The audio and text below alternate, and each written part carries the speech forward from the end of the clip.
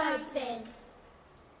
Flynyddoedd nôl yn tref Caerfyrddin, roedd un dyn bach, a'i swydd oedd dewin. Roedd hwn yn gallu sychu'r glaw a gwneud I 2 a 2 drwy 9.